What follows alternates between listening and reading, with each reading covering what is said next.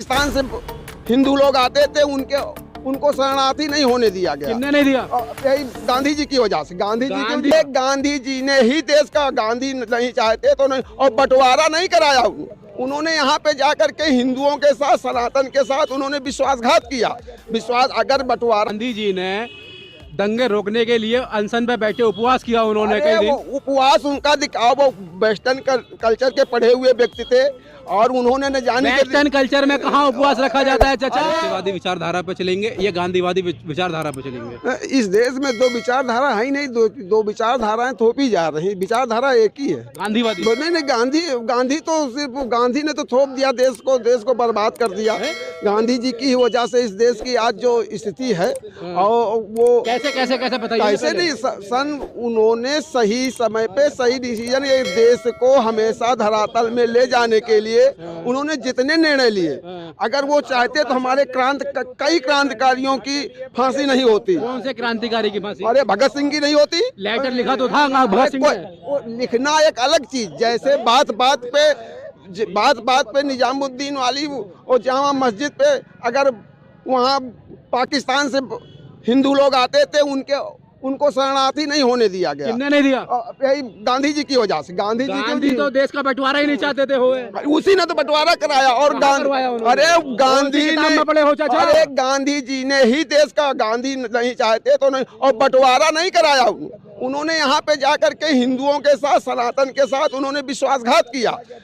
अगर बंटवारा हुआ था, सही बंटवारा हो जाता, जो आज ये देश आतंकवाद और उस संप्रदायवाद से जूझ रहा है, तो शायद नहीं जूझता। समझ। और उनकी गलत, जब देश के अंदर दंगे हो रहे थे तो गांधी जी ने दंगे रोकने के लिए अनशन पे बैठे उपवास किया उन्होंने कई दिन। उपवास उनका दिखाओ, वो वेस्टर्न कल्चर के पढ़े हुए व्यक्ति थे और उन्होंने न जाने के वेस्टर्न कल्चर में कहाँ उपवास रखा जाता है चाचा?